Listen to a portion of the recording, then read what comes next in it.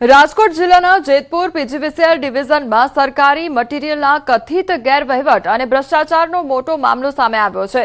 આરફિન India કંપનીનો 12.5 kilometre જેટલો all aluminium conductor cable શ્યામ shell કંપનીના લોખંડના 9 મીટર ઊંચા 30 જેટલા વીજ થાંભલા અને 400 નંગ પિન આ તમામ સામાનનું બારોબાર વેચાણ કરવામાં આવ્યું। આમ સરકારી કેબલ, વીજ થાંભલા અને અન્ય સામાન ખાનગી સોલાર કંપનીઓને વેચી દેવાયા હોવાના આક્ષેપ બાદ તપાસ હાથ ધરવામાં આવી હતી। તપાસમાં ગેરરીતિ સામે આવતા 2 નાયબ ઇજનેર સહિત કુલ 5 અધિકારી કર્મચારીઓને સસ્પેન્ડ કરવામાં આવ્યા છે।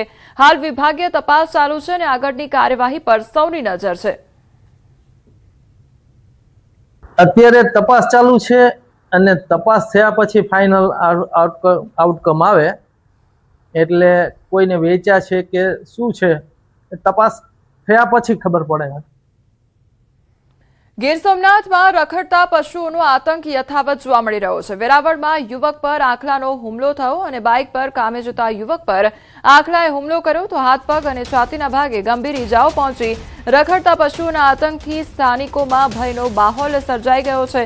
વારંવારની રજૂઆતો છતાં તંત્ર નિદ્રાધીન હોય તેવું લાગી રહ્યું છે। ઘટનાને પગલે તંત્રની કામગીરી સામે અનેક સવાલો ઉઠ્યા છે।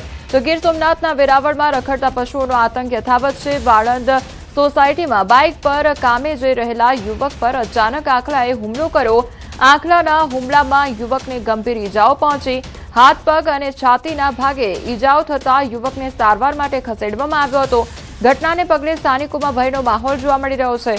રખડતા પશુઓના કારણે વારંવાર અકસ્માત અને હુમલાની ઘટનાઓ સામે આવી રહી છે। ત્યારે પશુઓના ત્રાસને કાબૂમાં લેવા તંત્ર ક્યારે નક્કર કામગીરી કરશે તેવા સવાલો ઉઠી રહ્યા છે। ભરૂચના પાનોલીમાં ધ્રુજાવી દેતી ઘટના, ચાલુ ટ્રેનમાંથી નીચે પટકાતા યુવકનું મોત નીપજ્યું છે। મોબાઈલ સ્નેચિંગના પ્રયાસ દરમિયાન દુર્ઘટના સર્જાઈ છે। મોબાઈલ ખેંચતા મુસાફર ટ્રેનમાંથી પટકાયો હતો। ટ્રેનમાંથી પટકાતા મુસાફર યુવકનું મોત નીપજ્યું છે। ભરૂચ જિલ્લાના પાનોલી રેલવે સ્ટેશન પર મોબાઈલ સ્નેચિંગના કથિત પ્રયાસ દરમિયાન એક યુવકનું કરુણ મોત નીપજતા ચકચાર મચી ગઈ છે। સમગ્ર ઘટના નજીકમાં લાગેલા સીસીટીવી કેમેરામાં કેદ થઈ છે। પોલીસે સીસીટીવી ફૂટેજના આધારે તપાસનો ધમધમાટ શરૂ કર્યો છે।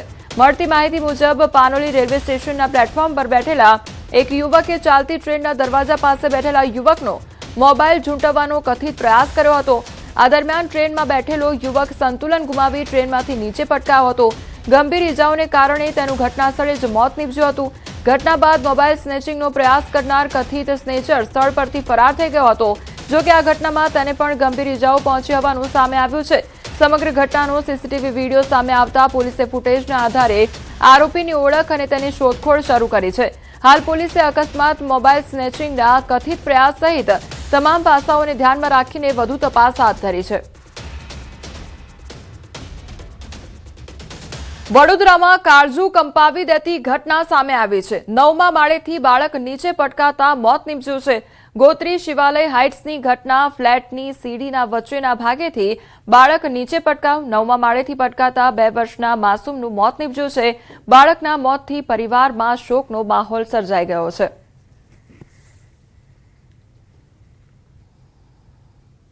મહીસાગરના ખાનપુરમાં મજૂરનું શંકાસ્પદ મોત નીપજ્યું છે। ગાંગટા ગામની જ્ઞાન શક્તિ રેસિડેન્શિયલ સ્કૂલની આ ઘટના સામે આવી છે। 40 વર્ષીય ભલાભાઈ મછારનું શંકાસ્પદ મોત નીપજ્યું છે। મોતને લઈ પરિવારજનોમાં શંકા કુશંકા સેવાઈ રહી છે। મૃતદેહ પીએમ માટે લુણાવાડા ખસેડવામાં આવ્યો। પરિવારજનોની યોગ્ય તપાસની માંગ સામે આવી છે। અત્યાર સુધી કાલની ઘટના બનેલી છે। કોઈ પોલીસ કોઈ સ્થળ ઉપર કે કોઈ જવાબ પંચકેસ કશું કરેલ નથી અને સ્થળ ઉપરથી લાશ પણ હટાવી લીધેલી છે અને લાશ અત્યારે લુણાવાડા છે। તો તેને યોગ્ય જે ભાઈ મૃત્યુ પામેલું છે તેને યોગ્ય ન્યાય મળે એવી અમે આશા રાખીએ છીએ। બીજી બાબત એ કે અને જે તે જગ્યાએ સ્થળ ઉપર જે કામ કરતો હોય તેને પણ એને બાલ બચ્ચો નાનો છે તેને સહાય પેટાનું જે આપવું હોય એ પણ એને મળવું જોઈએ। કચ્છના આદિપુરમાં બેફામ ઝડપે બોલેરો હંકારી રહેલા ચાલકે બાઇક સવારને ટક્કર મારતા અકસ્માત સર્જાયો હતો। અકસ્માત બાદ બોલેરો ચાલકે સ્થળ પરથી ભાગી છૂટવાનો પ્રયાસ પણ કર્યો હતો। જો કે સ્થાનિક લોકોએ સતર્કતા દાખવી તેનો પીછો કરી તેને ઝડપી પાડ્યો હતો। બેફામ અને બેદરકાર ડ્રાઇવિંગના કારણે રસ્તા પરથી પસાર થતા અન્ય વાહન ચાલકો અને રાહદારીઓના જીવ પણ જોખમમાં મુકાયા છે। ઘટનાને પગલે લોકોમાં રોષ જોવા મળી રહ્યો છે અને આવા ગંભીર બેદરકારી ભર્યા કિસ્સાઓમાં કાયદાનો કડક અમલ કરી જવાબદાર વાહન ચાલકો સામે કડક કાર્યવાહી કરવાની માંગ પણ ઉઠી છે। તો બોલેરો ચાલક દ્વારા અકસ્માત સર્જવામાં આવ્યો અને ત્યારબાદ તેના દ્વારા ફરાર થવાનો પ્રયાસ પણ કરવામાં આવ્યો હતો। બેફામ બોલેરો ચાલક દ્વારા બાઇક સવારને ટક્કર મારવામાં આવી હતી અને ત્યારબાદ સ્થળ પરથી ફરાર થવાનો પ્રયાસ પણ કરવામાં આવ્યો હતો। તો લોકોની સતર્કતાએ તે ચાલકને ઝડપી પાડ્યો હતો। બોલેરો ચાલકને ઝડપી પાડવામાં આવ્યો તે અંગેનો વિડીયો પણ સામે આવ્યો છે। તો અન્ય લોકોના જે જીવ છે તે પણ આ બોલેરો ચાલક દ્વારા જોખમમાં મૂકી દેવામાં આવ્યા હતા તે અંગેનો વિડીયો પણ સામે આવ્યો છે। તો બેફામ બોલેરો